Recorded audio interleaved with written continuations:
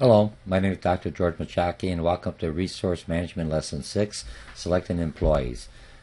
We've went through other lessons, how a company selects employees.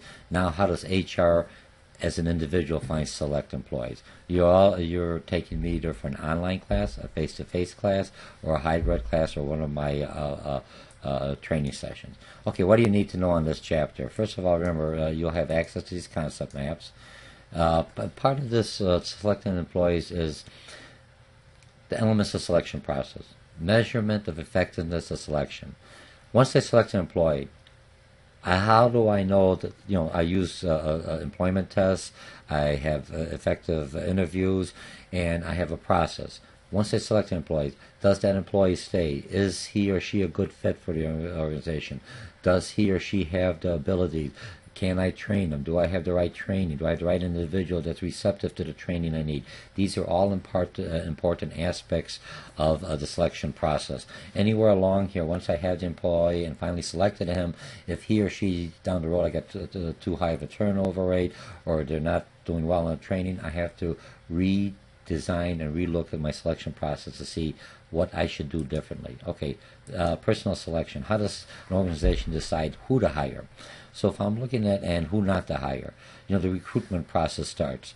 What you're trying to do with HR, you have a large pool of individual. Through assessments, through the resume, through different tools that we have as an HR representative or human resource manager, I basically try to bring the pool to more of the candidates that fit my needs, that match my job description, my job specification, and my job requirements, okay?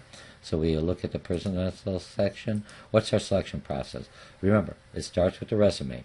Most resumes are sent electronically. If they send it to me electronically, I have a program that electronically will read the resume, looking for key attributes that I placed in my job description and my job specification. If those elements, like if I'm looking for 2 years of college, I'm looking for experience, if that is not someplace embedded in the electronic resume that is submitted to me by the employee, that individual, it may go into pile B instead of pile A, the first ones I'll look at.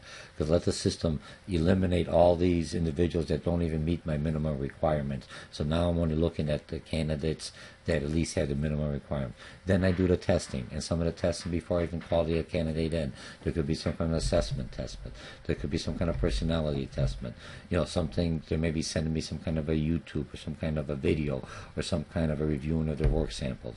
Then I will interview the individual. Before I actually call them in, maybe a phone-to-phone, a face-to-face interview. Before I do the face-to-face interview, I may do a phone interview. Some of the phone interview may be a face-to-face because I'm using FaceTime or Skype to see the individual. Now I see how they communicate. I see how they look. I see how they prepare for this, and then I'll call them in for the face-to-face. After I hire them and everything else, then I look at the reference checks. They may not accept the job. They may like the job, went through the whole process, but they may not like the pay or the working conditions or the hours I have. So they still may. So why spend the time looking at the references? Now they're hired. I offer them the job. They accept the job. They're working. The reference background may be 6 months or 3 months down the road. If they lied, then then I terminate them because they basically falsified the job, and then I make the selection. And remember, when I'm looking at the CASCOs, I'm looking at knowledge, skills, and abilities and others that I need. That's part of the selection process. Now, effective tool selection methods. What kind of tools do I have? Holy mackerel, I have a lot of tools. I have reliability, so I'm looking at my tools that are reliable, have a high correlation to this. Okay, so I look at that. I'm looking to validate criteria, definitions. And so if I'm looking at all these, a lot of the programs, a lot of testing has this content, consistency, what you'll find out through the reading and through the supplement information. If you're taking me through the course I have, generalization, about the organization, about the job, about the applicants. These are some general tools that I have so I know when I'm evaluating tools. High utility, I'm looking at the value, and then legal. Is it legal? Privacy rights, fair credit reporting. If I'm using credit as part of my determination, Information Reform Control Act. Maintain that the information. If I'm required that the person has to be it doesn't have to be a citizen, but legally within the U.S. Has a green card, legally has a status that he or she could work, then that takes care of everything else. So that's part of my my tools that I need. The next one is background checking. So I'm looking at background gathering. Remember, that's usually after I offer the person. So I'm looking at contact information, work experience, education. If they didn't lie, I actually ask for the official transcripts, technical experiences, membership in trade groups. Then I look at the references, check. 60% of males have been arrested. It's kind of scary. 2 or 3 of small companies do some kind of check. 8 out of 10 large companies do the check. It's just part of the process. Internet makes it easier, and then I can check the police report. So that's some background check. Now the other one, employment test. When I'm looking at employment tests, there's several tests. You have the aptitude test. Can they learn? Do they have the acquired skills or the ability? So I'm looking at some kind of aptitude. Okay. The next kind of test is achievement test. You told me you have experience. You already have the education. I may have a basic knowledge test, and that's to see what knowledge you have and what knowledge you are lacking. So that's another way of I have a larger pool, and I'm trying to bring that pool of individuals for the right person to hire. Then I look at other tests, physical ability. If I'm a fireman or a police officer, I should have some kind of physical ability. To a fireman, I should be able to carry at least 160-pound individual, dead weight. And when I say dead weight, they're not moving, they're not cooperating. I'll be able to pick him or her up to a different location. Cognitive, could I have the ability to make decisions, think it through? Job performance, work samples, other personalities. Am I extrovert? Personality tested. Are you agreeable? Depending on the job. Honesty test, drug testing. Most companies, they're doing drug testing because studies found out, sure, that there's a higher percentage of accidents for individuals that are using substance drugs, okay, and medical examinations, all requirement part of the testing. Now, drug rules for administering drug tests. All new hiree system, everyone's getting hired for a drug test. Drug testing, while the person's hired and working for me, has different implementations. If you're working and you're a truck driver and you, by the federal requirements or by OSHA requirements, you have to have a drug test every so often because your job requires it. You are either exposed to or have access to a lot of drugs that you could sell offwards, or you could become a user, or the job, because of the safety concern for individuals, a bus driver has to have a certain drug test to make sure he or she's not using, because the safety of the public outweighs your own personal privacy, for lack of better words. Okay, so, and you always have to respect the privacy, so there's different drug testing policies that HR has for an individual that's working for a company or one that's just coming in as a new employee. New employee, you didn't pass the drug test, we give you another test, I have another applicant, you just get a statement saying we found a better candidate for it. Once you're inside, usually most of the drug tests that we do, random drug tests, and when is a random test, how you're notified, who's notified, and how do you repeat, if you failed the random test, usually is the low-end random test. You fail it, there's a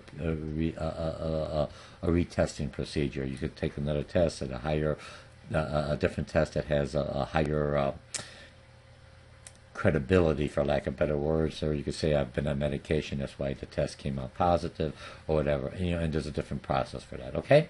So different rules for internal, once you're in the company working, and different rules hiring. Interview techniques, you have non-directive, is basically looking at strengths, weaknesses. Interview has a great open-end questions, and you select those. Most companies use the structure, so you have a set of questions, you ask all the same candidates. This way you're not worried about discrimination or anything else, that I didn't select this candidate for this and this reason, okay?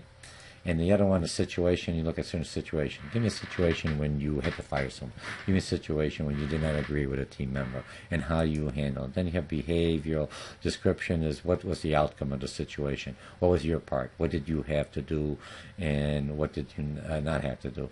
When I look at behavior description, usually for middle management, I want cases. You already got the degree. You already have the specification. You already have the academic section, but how are you going to handle it in a certain situation? How you handle in previous situations is a good indicator how you would handle something that would come up in the future. An effective interview, be prepared. You as an interviewer have to be prepared. Put the applicant at ease, as an HR. Ask the applicant about past behavior. Listen to the candidate. Make sure he or she's doing most of the talking, taking notes before and after, and let the candidates know what the next step is. And then how do you employee select? There's multiple hurdles. Remember, each hurdle, the resume, the interview, the phone interview, the assessment test, these are all hurdles to eliminate individuals. Just set up that way, to eliminate. I have a large pool and I start bringing in, now I have the best candidates that passed all these hurdles. Doesn't mean they're the best, but they've already have a higher potential, that they already are the type of individual I'm looking at. And then, complementary model, looking at the high score, lower score, and then communicate this decision. Finally, here's the job, here's your job responsibility, here's your work schedule, here's the rate of pay, here's the starting date, and other details. Now the individual could accept it or not. After they accept it, that's usually when you do the background check. Because then you'll say, okay, you're hired, and we will be doing a background check. If any of the information that you falsified or told me on your background that is not true, that will be a cause for termination right off the bat. Okay? So that's about it. This is Human Resource Management, Lesson 6, Chapter 6, Selecting the Employees after they went through a certain process. What is our procedure? Whether you're a small company, large company, some have more procedures. All the hurdles are basically to bring down to a pool of candidates that are just the right candidates that you need. And I'll see you in the next section. Thank you.